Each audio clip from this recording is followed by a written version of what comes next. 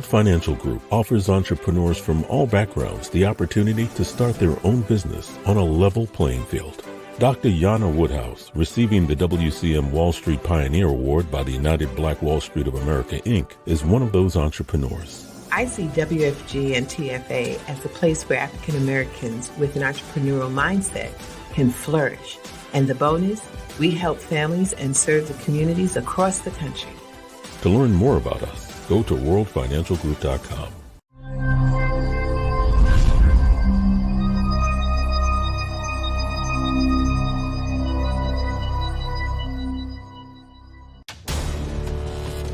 We are the sons and daughters of the soul. We are resilient and forever forward-thinking. We ask for nothing else than the opportunity to live and to create the lives that we were meant to live. We want nothing but an equal chance at options and possibilities. The same possibilities and options to live out our potential as our fellow man. We want to be heard, understood, and expressive in our reality. We are the future. We are the creative. We are here.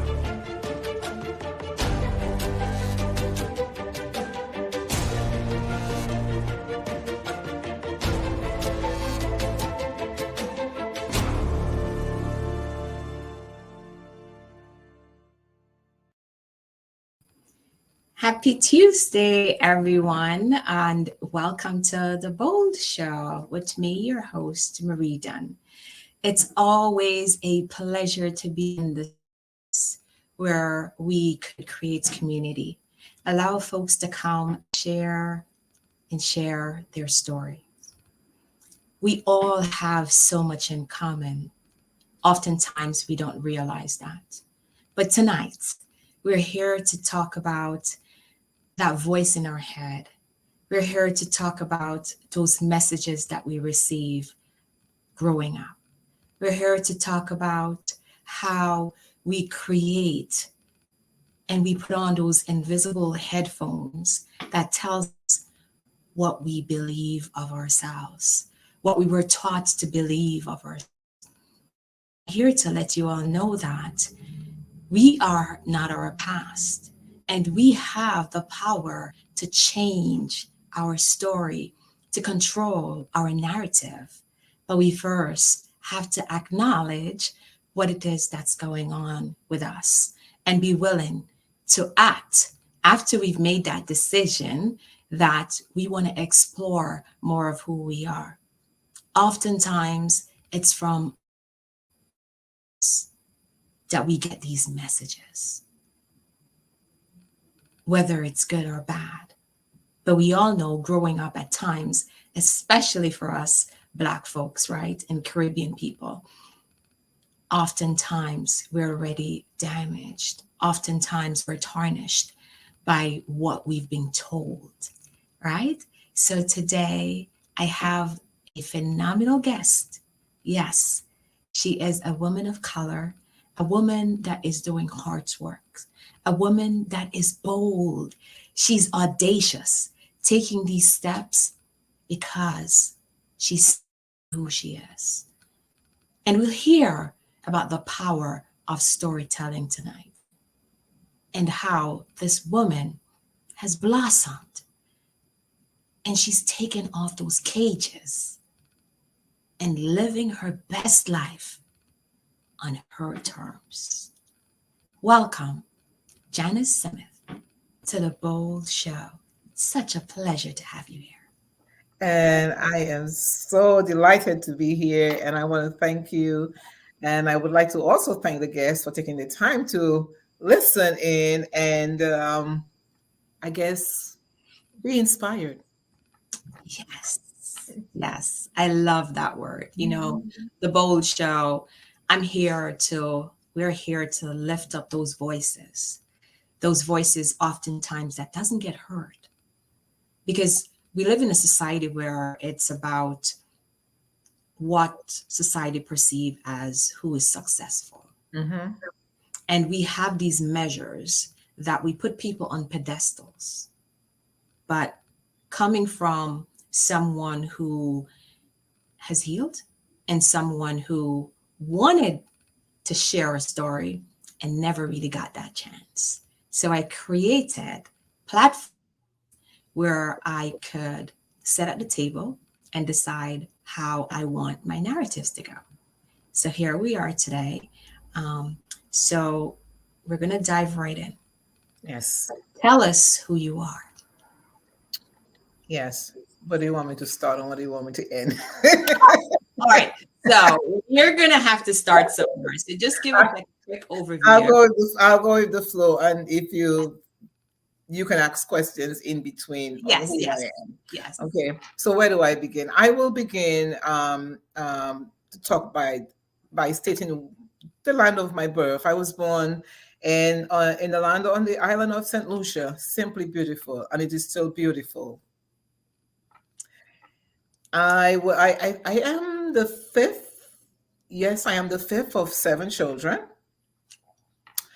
The first 7 years were the most joyous years of my life. I was born in St. Lucia, but I grew up in Barbados, lived with my aunt, who I thought was my mom, and basically my cousins, who I thought were my siblings. But I had a wonderful, the first 7 years, they were just fabulous. And I hold on to those memories. I am a proud mom of 3, and I'm also a proud nana of 3. Congratulations. I am married to the most selfless, consistent man I have ever met in my life. I cherish my husband. I migrated to the US 25 plus years ago, and it was to fulfill a childhood dream. Something that I would say my caregiver attempted to take away from me, but the determined little girl would not go to sleep. I can actually say the word rebellious. That rebellious little girl with that dream would not go to sleep. So at age 29, I said, I heard America, you get education for free. And guess what? I was gullible to believe it. And I'm glad I did. And I took off not knowing anybody in America, left my 3 babies, literally babies, left my 3 babies in St. Lucia with family and father. And I took off to search for my dream, to begin my story for my family, for the next generation. Okay, now you might be wondering, well, where's mom in the picture? Where's your biological mother? Well, my biological mother, unfortunately, was a victim. And I say victim because I don't believe she ever became victorious and conquered, a survivor, healed from the domestic violence. So she jumped from one part into the next. So domestic violence, I would say, really took away our mother from us. And I say our because I feel that I speak right now. In this portion here, I speak for my siblings. That took away 5 of our mother from us.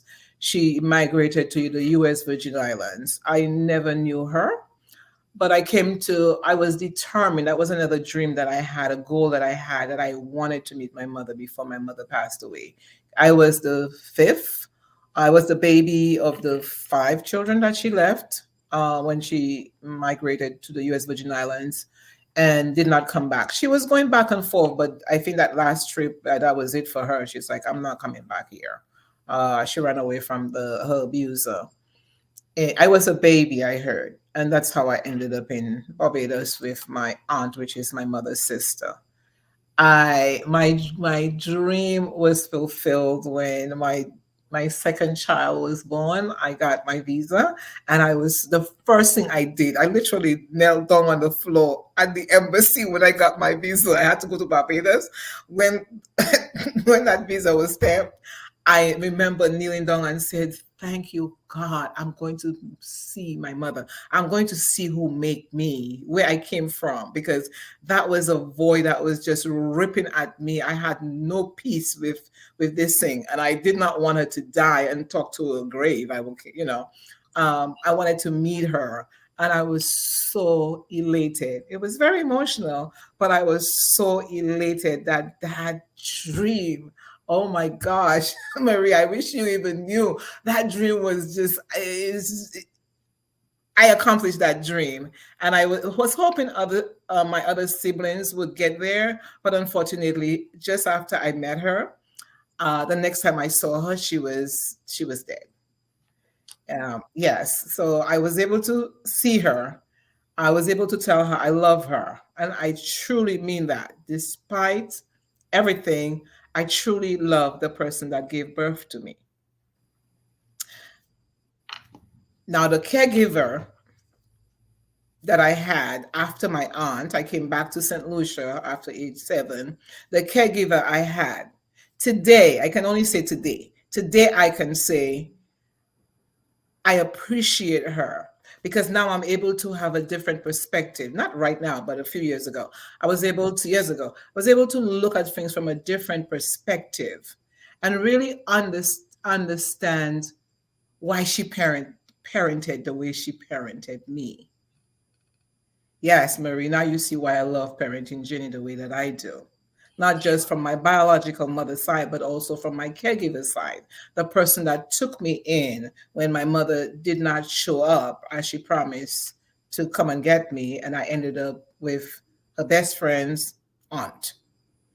So from one person, basically from one part to the next, I ended up with this person that a stranger basically raised me from age 7 until I ran away from home at age 16. I couldn't bear it anymore. 16, I spent those years and I said, okay, I mean, is either I was going to, I never thought of killing myself, but that was not a thought. But I always prayed to die, which I did not really understand what it was. I was just a child praying every day to die, to not be here, to be in heaven, to come and go and meet. To actually, this was my prayer. Lord, I don't want to be here anymore. If this is what life is, I don't want to be here anymore. I want to come and meet you wherever you are. And I would go to sleep literally every night, one eyes closed, kind of like one eye open. And when I wake up, I refuse to open my eyes because I wanted to make sure that I was not on earth. Of course, I woke up and here I was still on earth. Every morning I would say, okay, God, we're going to do this again. And I pray in the night, Lord, you didn't answer my prayer, but I'm going to continue believing and praying because I knew about God. I believe in God. That's my faith keeps me going. So I would pray every night. And then finally, at age 12, the prayer stopped. I said, okay, Lord, I don't want to go and come and meet you anymore because you're not answering this prayer. You know what? You got frustrated with God. Yeah, I did. I sure did. I got frustrated. I said, Lord, I don't want to come anymore. I want you to save my life. I want you to save me. I want you to keep me here. I want to make a difference in the life of one person. And actually, I specifically said a teenager, Marie. You see how I end up in social work? So just hold your thought for a second. We have a listener viewer as Zaji. She says, "I don't want to be here anymore." That resonates with me. Right? I saw that too. I think for me, just listening to your story, the beginning of your story, and I love the way that you're taking us on this journey with you. Right? At 7 years old. And at 12 years old, and at 16 years old, right? Yep. We take so much for granted. But here you are. And then you talk about forgiveness. You talk about that fight in you because you wanted to see your mom and how that gave you so much. It's like you lived every moment. Yes. Because you really wanted to see this happen. Yeah, it gave me life. So I can't wait to hear and for us to share with folks who are watching us right now and for folks who will see this after to like really understand the power of forgiveness, the power of being committed to who you are, and the power that we all are so resilient. we bounce back. We just have to believe. Yes, we can. We definitely can, because you're looking at a survivor, not of years of childhood. I'm talking about from 7 onwards, not under 7, 7 up.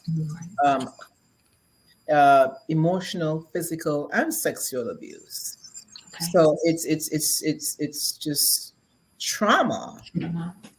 years. It's just years, and then you're dealing with this, and then you're dealing with that. So it was just years of abuse. Yeah. Absolutely. There's power in letting it go. Yes. Absolutely. We have to unload those baggages, whatever it is that's weighing us down. But Janice, I want you to jump right back into where we cut you off. But thank you so much for being an active participant with us tonight. Yes. So I ended up in America. Of course, like I said, I was chasing my dream, my goal of proving my caregiver the self fulfilling prophecy she was statement she used to make. I tell you, I did not need a psychologist. I did not need anybody. I didn't even know I was doing psychology on my own self. I was counseling my own self. I was in therapy with my own self. I didn't even know that's what I was doing. It's only, as I got my education in America, I started to put things together, and I was like, wow, I did the right thing. So here I am from 7. All I'm hearing is you'll never amount to anything. I mean, some of the stuff is so evil. Sometimes it just hurts me to even repeat them. And it's like I pray that somebody don't understand what I say, because it's embedded in my head in Creole. It doesn't affect me anymore, but it's embedded in my head in Creole because she said it in Creole, and I didn't know what it meant until I remember when I realized what it meant, and I'm like, this is disgusting. And so I would hear stuff like, "You'll never amount to anything," and in Creole I would hear, "You'll take man just like your mother." It's just like, take man. First of all, I'm a little girl. I don't even know what that is. I didn't even know what that was. And I wasn't chasing anybody. Nobody was chasing me. I wasn't chasing anybody. First of all, I think I was too afraid for that anyway, even if I wanted to. I couldn't do that. You'll never amount to anything. You'll chase man just like your mother. And just the constant, you'll never be anybody, and just the constant put down. And this is what my little 7-year-old, 8-year-old, 9-year-old, 10-year-old self, this is how I survived by every time I heard a comment like that, I wouldn't dare say it in my, I couldn't let her hear me because she would kill me. But in my head, I would tell myself, that's where my the little rebellious girl, Janice, was fighting for Janice, the woman to be. I would say, I'll never, never do that. I'll show you. So I had this rebellious attitude that would just reverse the curse.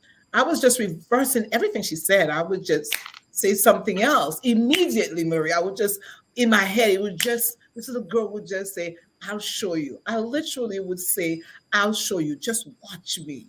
Just watch me. I will never be like my mother. Whatever my mother is, I am not my mother. I'll never be like my mother. I am Janice. Wow. You want me to pause? You want me to keep No, going? no, just keep going, because I think that it's really powerful for us to provide context, right? So that when we dive deeper, folks will understand exactly where you're coming from.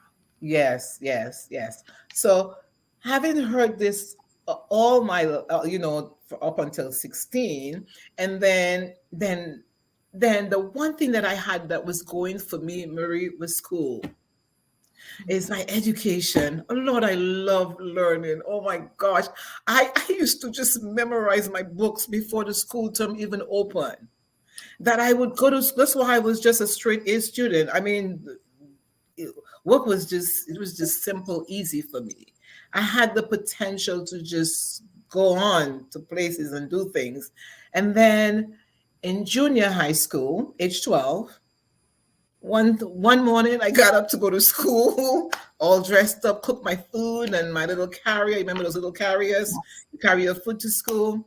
And I was just told, as I said goodbye, I was told, you're not going to school. So, I turned back and I looked at her and she said, and I thought it was just like, today you're not going to school. I had never heard that. So I turned back and I looked at it and it was like, you're not going to school again. This is what I was told. You have to, and that was said to me in Creole. You have to, I want to say it in Creole because I might be some Haitian person, a St. Lucian person, a Dominican person, somebody from from Dominica, not Dominican Republic, but Dominica, even Dominican Republic that may know Haitian, even French people. So she said to me, Maman acid bodai senkroy. I'll repeat it in English. Maman acid bodai senkroy. I pa sav sou ka viv, sou pa ka viv, ou kwe se mwen kay point nom pou soin. So basically what she told me was, she was constantly repeating that also. Not that was the first time I heard it, and then it was constant. She said, your mother is sitting her ass in St. Croix. She don't know if you're alive, if you're dead. Do you think I'm going to be the one to go and take man to feed you? You have to start feeding yourself. So basically, this was my life when she stopped me from going to school. I would wake up in the morning. I would go to bed about 8 o'clock or so, and at 3 o'clock in the morning, she would wake me up and I would be doing straw baskets and mats and, to go and sell in the market. So that was my life. So I had to now feed myself. I would go out into the countryside with the older ladies to go and get the big vines and the grass and the stuff to make the baskets and stuff. Yes, Marie, I can weave a nice basket. I can still do it.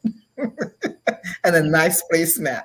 So yeah, that's how basically, so from 12 until I ran away at 16, I said, I can't take this anymore. I ran away and that's what I did. I was feeding myself, literally. I was taking care of myself. So we have Zaji. So she's been very interactive. I love this. Yes. Children, the cruel words of our parents are confounding until we grow up and realize what is us. I eventually realized I never wanted to be anything like my mother. I didn't want to be unkind like her. I know now that my need for constant approval came from never feeling good enough for her. Wow. My need to please came from never feeling as though anything right in her. Mm-hmm. Yep. And that's exactly what I can relate. Right? And the messaging that we get as kids growing up, it stays with us. Yes. Until we realize we need to reverse that. So Janice. Yes. So here I was, I figure, okay, school is gone. Eventually the principal came looking for me. The principal of the junior high of this in St. Lucia, it's called, and I'm quite sure in Jamaica it's the same, is the secondary school. So the principal came looking for me, asking her, where's Janice? All of a sudden I just disappeared. So that day, she said, I think the next day or something, she said, tell me, get ready to go to school. I gotta tell you, Marie, I was just so rebellious at that point. I was just like, all I was thinking of, run away. I was plotting run away from age 12 to 16. It's a lot of years. I could not go back to school at that point. At that point, my head was just not in this. It was just too evil. It was just too crazy. And I'm like, no, I'm not going. So I was staying away from school. Yes, go ahead. And how long after you had stopped going to school before the principal reached out to figure out what was going on with you? I would say a good 2 or 3 months. Wow. A while. It took a while. It took a while. I don't know if the teachers told him that did Janice leave? Did she go up to the city side? Did something happen to her? And he stopped by one day and I saw him. I was actually in the bushes because at that point, my life was so miserable. It was just, I was being tortured so much, from getting beaten naked. One time I jumped out a window because I thought I was going to die. I thought she was going to kill me for something stupid. And I jumped out a window, maybe how many feet down, to a story down. I jumped because I was just like stark naked. I didn't even care who. I jumped out the window, fell on my shin, blood running all over. I ran at the neighbor and just hid under their bed and begging them not to let me go. not to let me go back there. I mean, there were years of I did that, run to the neighbor's house, and the neighbors knew, and they would go and talk to her, and they tell her, "Just don't beat me like that," talk to me. And they were afraid. They were afraid for me. They were afraid of her, I guess, also. And there were countless nights I was so afraid to even be in the house and sleep inside the house. Guess what? I slept outside underneath a tree. Countless nights I slept under a tree. I mean, wondering if, at that time I believed in in nonsense. Well, actually, it's a reality. It's reality. I was really scared, thinking that some OB or somebody will come and get me. The dead would rise and pick me up. Some nonsense. But I slept many countless nights on the tree. Didn't eat at all for days. So here we go with Zaji again. Those negative messages we receive from a parent can lead us to slight ourselves of life gifts. We're not brave enough to follow our dreams. We've been made to feel as though our dreams are not attainable by us. We are not worthy. I think this is the perfect segue because it's already looking at time. It's already 8:24, right? And we want to get into the meats and potatoes, right? Yeah. So we're going to do a pivot now. So Yeah. during your childhood years, you really experienced severe trauma. Yes. Physical, emotional trauma. Mhm. Right? And you've been plotting your runaway, right? And Yes. at age 16, you decide, I've had it. Enough is enough. Talk to me about what happened when you turned 16, light bulbs went off and you're like, you gotta go. What happened with that mental shift? The shift I'm either going to live or I'm going to die. At this point, I think I understood what death was. It's no longer just praying and asking God, I want to come to heaven and meet you, and I don't want to be here. It was like, this is not the way somebody is supposed to live. I think I understood that clearly, despite I was very naive, but yet there's just things that I just know it was not the way, because I didn't see the neighbor do that to her children, and she had a lot of children, and she didn't do that. So they would beat the children, but nothing like what I was going through. And when the neighbor sided with me to help me, she said, "I'll help you."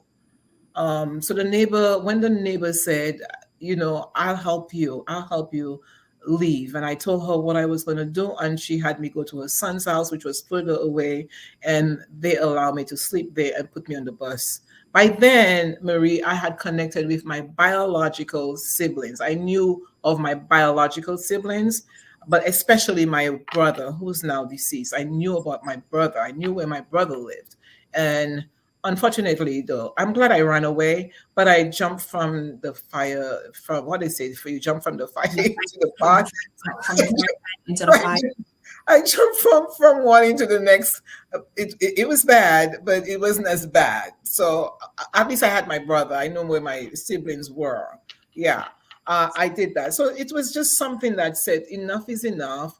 I got to run away from this before this woman kill me. That's just how I was feeling. And it's like, I didn't have a lot. I was living, but I was dead. I was dead, and I wanted to live. I just wanted to live. I was just too unhappy. I was petrified. I was petrified that at nights for years, the trauma, I couldn't even sleep. I was always being chased by her. Even when I came to America, I would wake up in cold sweat being chased by her. Because when I ran away from the country by her and I went to the city to find my siblings, her family came chasing after me. I was always looking over my shoulders and running. So it was just a continuous from one to the next. But at least I had my brother and my sister, and then my siblings' caregiver who stood up for me. Yeah. So this is like so powerful. And I'm looking at a comment that Zaji made about, she didn't run away physically, but she ran away in her mind. Mm. That is really, really powerful. So all drama, this pain, this darkness, I'm curious to hear how you changed that. Yes. I had to change my perception. As I got older, I realized that I was in a prison. I was in a prison that I did not want to be in anymore. I was in a horrible prison. I was in a cage, and I needed to stop what I was doing. I was burying my pain alive. If you bury something alive, guess what? It's still living. And it was time for me to put it to rest. Put it to rest. I had to face my music. And I also, so what I did was I had to, I realized that the pain was just too much to go on, that it came to the point where I had to acknowledge it. I had to acknowledge it because you know what? We can never subtract what we were born into or what we went through. We can't subtract it. It is part of us. We don't Yes. have, it's not us. We don't make it us. We can't make it us. I was making it me. That's why I was in prison. But when I decided that I was not going to make that me anymore, I was just like, freedom, liberation. I mean, like, give me the bullhorn. I want to tell everybody. I didn't care who think what. I could not talk about being abused sexually. That was just hard. But the moment I got that healing, I actually went to therapy when I came to America. I had years of therapy when I went to get my bachelor's in social work. I had to get therapy. So there was also therapy. But before the therapy, I started my own self work, which I did not really know what I was doing, but I was doing self work. I faced the music. I stopped burying the pain alive. This is what I did. I acknowledged it. I confronted it. There's just lots of pain and tears. But guess what? I resolved it and I put it to rest. And a lot of forgiveness, years of prayer and forgiveness. I had to forgive. I had to take a different perspective. And that's where I really realized that, you know what? She did not know how to parent. She must have been parent worse than the way she parented me. That's why her two biological children ran away. No, not ran away. They left when they became adults and never came back to St. Lucia. Never set foot in St. Lucia and took care of her. Never. So I had to get there. I also had to think of my mother, who was in a domestic violence situation. And also, possibly, she was treated the same way. I don't know. But that's how I had to forgive, to let go, and to start living. Absolutely. That's great. Here we go, Zaji. Although I didn't run away physically, I ran away in my mind. It went inward. I was a heavy reader. I then began to write. I read sci fi, enjoying worlds I wanted to escape to, then began. She says the change came for me in 2019 when I decided enough was enough. I realized I had to end it because she Mhm. would. So I let it go and let her go. I decided I Mhm. needed to live my life as a free woman. Yes. Really, really powerful. And that's what resonates with me. And just like hearing you talk, because I think if you can come to terms with who you are, like Mhm. the our makeup, the entire being of us. I know it's hard when we go through these traumatic times, these we think like we're praying for death to happen and we're like, why me? How am I going to get through this? But we are also resilient. Yes. And we all need a past in order to move forward. Our Mhm. past, good or bad, Yeah. especially bad, they're lessons that we ought to learn from. And I love to say it's a test. And God puts us in a waiting room because he wants to see how we're going to respond. But Mhm. that's just my take on it. Because Yeah. as someone who has healed, now I could share. Exactly. And I'm a free woman. I'm living my best life because I show up as my authentic self. Because we are what we believe. So, Janice, you talk about your amazing. Yes, Saji, the power of forgiveness. But we have to forgive ourselves first. Absolutely. It's always self That's first. where it starts. It Mhm. starts with self. Because Self first. talk about your aunt telling you that you're no good, you're not going to amount to nothing, and you're just going to No, be no, like, not my mom, aunt, my caregiver. your aunt, My sorry, caregiver. Mhm. telling you all of that. Like you started internalizing it and you started almost believing what she's telling you. I reversed that curse. You You kidding me? understand? Again, that's the power of our mind. We can Yes. do that. So talk to me about, after all of that trauma, and getting like your husband, you talked about him. My How did happy. you learn to love after so much trauma? Say that again. I said, how did you learn to love after all that trauma Oh well, and trust, listen. love and trust? Yeah. No, now Yeah. this husband, but Okay. I had to learn to love me. It took a long time for me to love me. I could not love. I wasn't. I don't think I was loving. I would tell. I don't think I was. I loved people. I don't think I loved people then. I ended up in relationships. Of course, you're searching for that, what you were missing, what you did not get, the nurturing and everything else in all the wrong places. Got married very early, very young, and just a lot of stuff like that. And I must admit, it's like I owe my last daughter. I owe her, I had to apologize to her father. I am sorry for what I did, but I don't think he understood my trauma. He just couldn't understand that that's why I was with him. I don't think I was with him. And my daughter knows that, so I can say that. I was not with him because of the way that I'm with my husband now. It was just, it was the need, it was the support, it was the help. And it's not how I want to portray myself, but that's what I did. I'm not ashamed of it. Am I proud of it? No. That was the hurt Janice, the sick Janice, the child looking for that mama's love, daddy's love, and everybody's love, and looking for it, you know. So I did not know how to love. One, I went on the journey of self-love. That's how this man I have here right now, I can tell you, like, he knows I'm like a mama hen, just loving on him, just appreciating every breath, every second that I have with him. I know what love is now because I know that I could not, Marie, I just could not give what I did not have. How can I give someone love? And first of all, they themselves may have their own trauma. How can I give what I don't have? That's why somewhere in my notes, when preparing for this, I have that you have to be selfish. Yes. You have to be selfish. I think that's where the question is like, what can I leave with viewers? Yeah. One of the first things is you have to be selfish.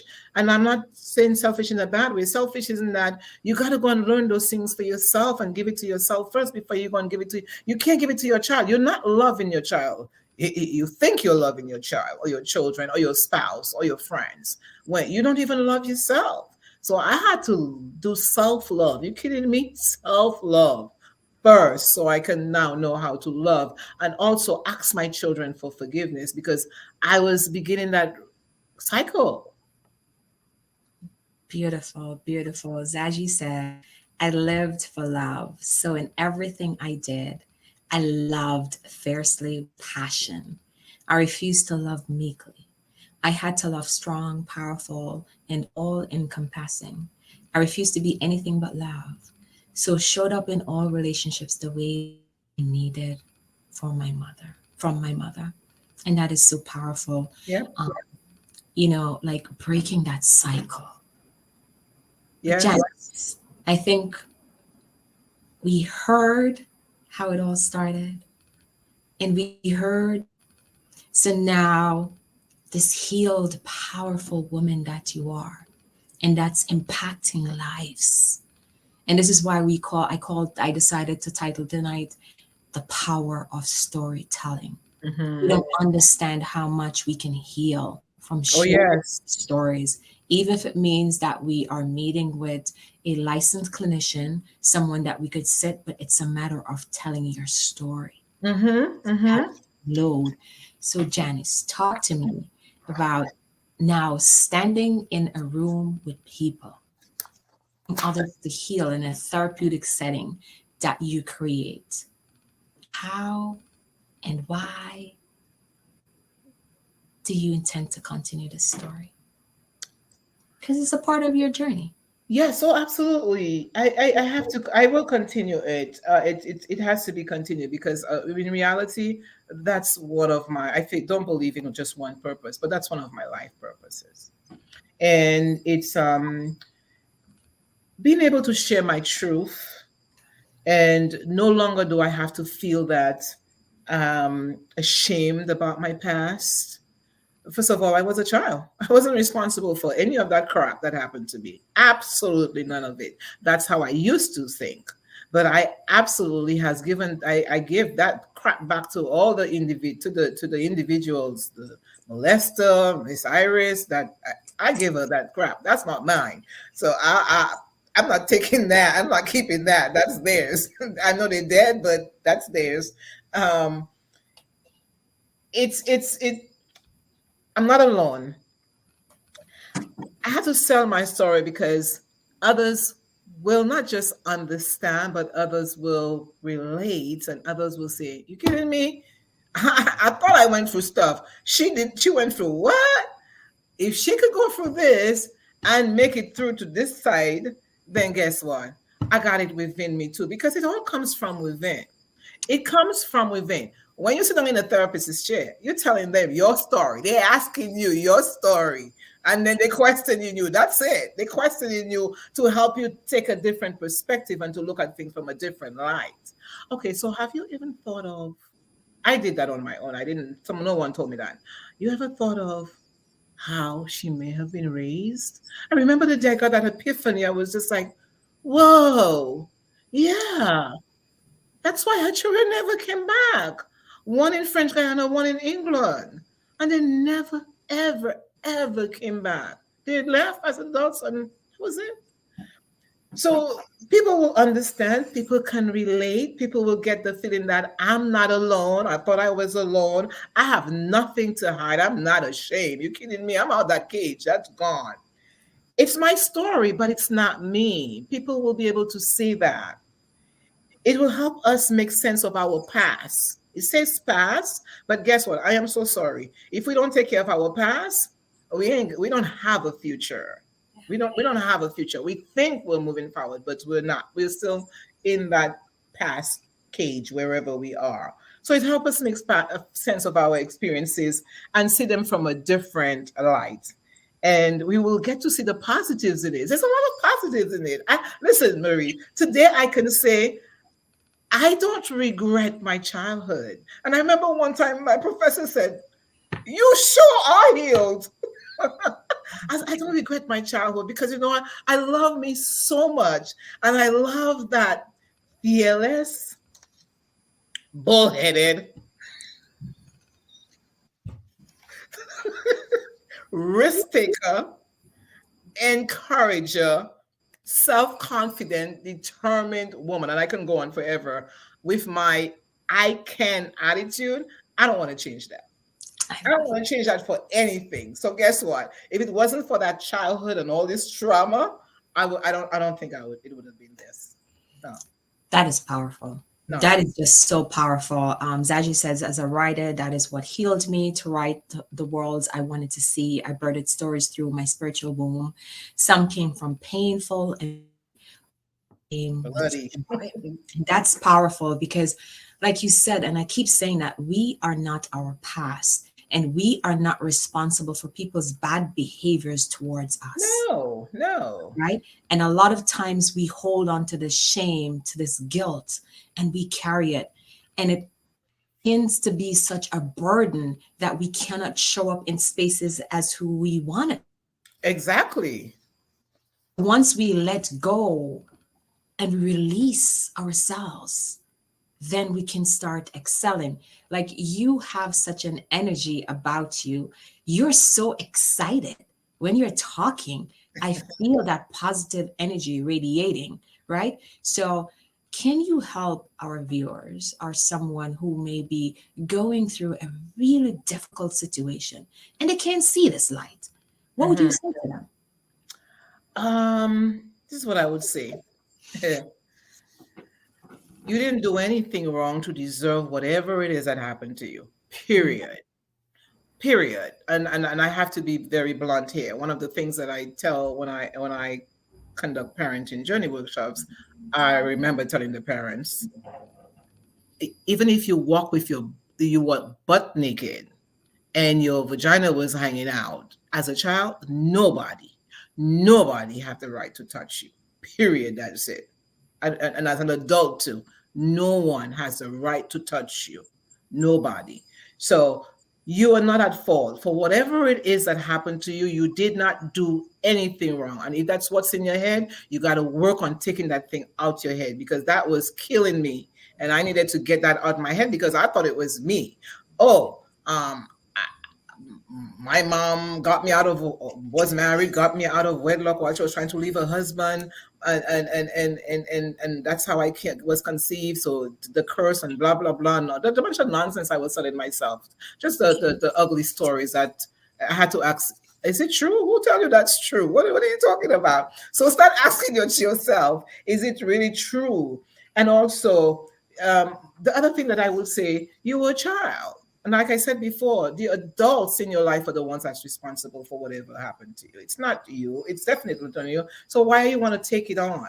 I took it on, and it really almost destroyed me. So if you continue on with it, it's going to destroy you. And the other thing that I have to say, sometimes one of the things that we do, we love to say we were not meant to be here because we were told that, and we believe that crap. No, I was placed here for purpose. I was loved by my creator. I was placed here on purpose, and I step and walk in my purpose. And nobody going to tell me anything different. And I'm not going to believe, I don't care what anyone say to me. I mean, Jesus Christ come down in front of me right now, who is my father. I will believe, not even believe Jesus telling me, no, I was placed here on purpose. I was placed here on purpose, Marie. And don't let me repeat it anymore. I won't put you through that. But something that you said is so powerful just now. It's it's that inner dialogue that's in our head. Like I like to call her the negative Nancy. Sometimes we have to shut that bitch up in our head and change that dialogue, because she comes at you and she picks at you and she will talk you out of something so good. But we have to reverse that inner dialogue. We have to silence that voice that's within our heads telling us that we're not good enough.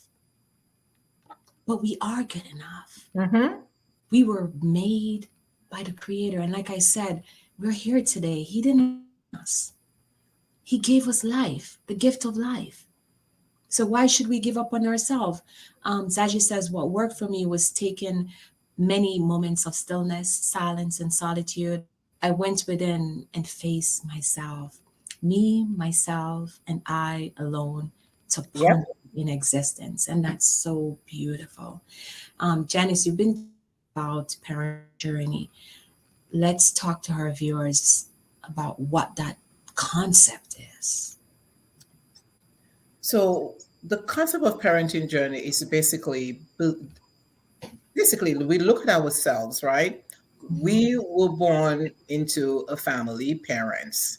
Those parents were born into some other parents, our grandparents, great grandparents, and it goes on. The way we were parented, whether we realize it or not, consciously, unconsciously, we are parenting the same way we were parented. Now, the only way we can start making changes is to be conscious of it. Face your it, whatever that it is. I know what my its were and the trauma. Unless I face that, I was repeating the same cycle with my children, beating my children. I was not calling them, when it comes to saying mean things and belittling them, that turned me off. So I never did that. But when it came to physical, I would every little thing I would beat the kids, whether it's a smack on with my hand. It was just quick hits, and always yelling, because that's all I got. I was just yelled at. And so I was always yelling until when I cut that off and I put my kids at the table and apologized to them. So if we don't take that steps, what we're doing, not because we want to do it, but we are unconsciously, we are basically repeating the pattern. We are parenting the way that we were parented. We are loving the way that we were not even loved. Every topic you can think of, we are doing it just as we saw it, or we endured it, we observe it. It's basically the same cycle that we are repeating when that's not what we want to do. How many of us have said, oh, I'm never going to do that, what my mother did? And guess what? You find yourself doing it and you're like, oh my gosh, I sound just like my mother, or I'm doing this just like my mother. and you catch yourself and you're like, why am I? That's basically what it is. So parenting journey basically gets you to the place where I call it, you take that beautiful cake and it's the icing on the cake. So now you have to cut the cake. Oh my gosh. Yeah, it's delicious, but it's very painful. But the end result is freedom. It's freedom. It's freedom. It's just you can live and be you, no longer in that prison of abuse and the trauma and everything else that you endured. Thank you so much. Matt says, thank you for sharing your story. Inspiration. You're welcome, Matt. And now I understand your boldness and how audacious you are. You're just jumping and okay with it. You just made a real pivot in your life. Yes. It's corporate. And now you're on your own journey. Talk to us a little bit about that before we go. Say that again. Sorry. I said you pivoted, you jumped. Yes. So you're corporate America, and now you're on this journey. Yes, yes. Talk to us about it. Sometimes something drastic has to happen in our life that will wake us up. Even if inside you're constantly saying, this is what I know I'm meant to do. I can do this. I need to go and do this. I still have my little things that I'm still working on. If you were to ask me what are the things about me that I don't like, is the perfectionism in me is still there. And I'm working on it. It's still there. And because of that, I end up procrastinating. And you don't want to wait until something drastic happened in your life. For me, it was like the loss of my sister. I have a few sisters, but my beloved sister, that's won my heart. She was just taken from me, taken from us like that. Just shocked me. The world, my world in June. I think it's somewhere around June, July. And on my way to the airport, it's in Canada. On my way to the airport, I said, I don't know how much longer I have here. This is not how I want to live here. I talk about legacy. That's not how I want it to end for me. I got to do this now. I gotta get going now. I was already in a situation where the job was not. Yeah, but that woke me up, and I said, got some savings going on here. I'm jumping, and with my beloved husband's support, of course, I said, I'm jumping. I got to go and do this. I got to write that book. It's there. The title, it's everything. It's there. I just got to get it out and sit down and just write that book. Get that out. The self-help. The way I got help. That may not be somebody else, but it may inspire somebody to go that route. Basically, it's time to flip it. It's the name of my book. Flip it. It's time to flip it. It's just time to do that. So that's what I told myself. I said, you can't be telling people flip it and you're not flipping. It's time to flip it. It's time to flip it. That's where I am. I decided it's time to flip it, and it's time to get out there into the world and to I had to write that down because I know I would end up. Where is it? I had to write it down so I can say it to you. The author, self-help book, and then a memoir. And unapologetically, unashamedly, authentically serving parents, caregivers who experience childhood abuse and domestic violence as adults. Okay? So that's where I am. That's what I'm doing right now. That's my focus right now. That is my legacy. My legacy is not when I leave, LEAVE. My legacy is what I am living. LIVING is what I'm living right now. That's my legacy, which I put in one sentence, and the legacy is I had to write it down, Murray, because I know I wanted to make sure I say it. So while you look for that legacy, right? Zaji says, continue to exude strength, Janice. And Janice, while, like this was very powerful and we're so grateful.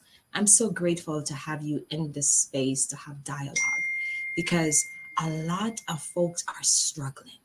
Yes. A lot of folks are walking around with the burden of their past that's weighing them down, not allowing them to shine and be the light that we were meant to be. So I'm so grateful for this. I'm so grateful for all you have in store for us. I think I left it on the other side. But That's anyway, that's it. I want to get out there and run groups, facilitate groups, and really just get parents, caregivers to get to the other side.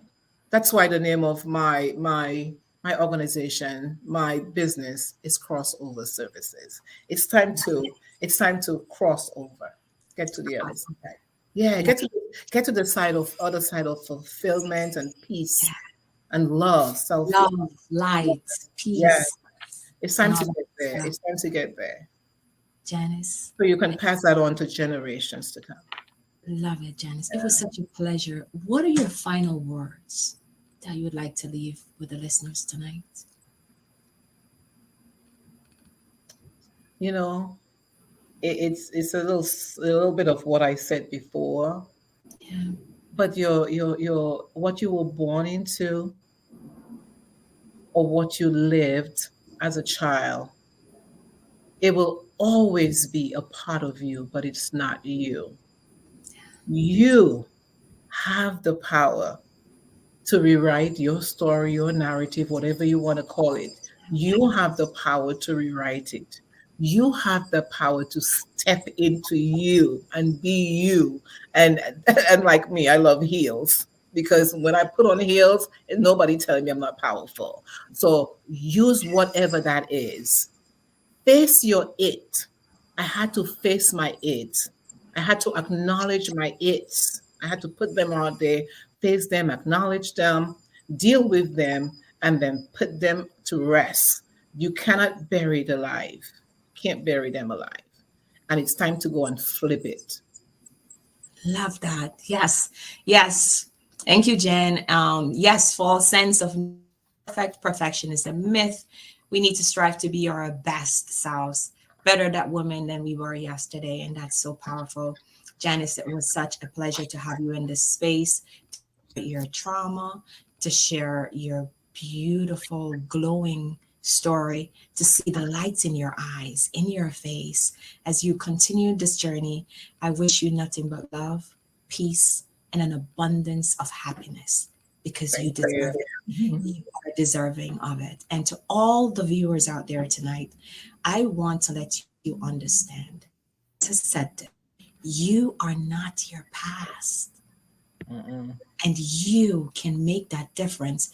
Be the change you want to see in this world.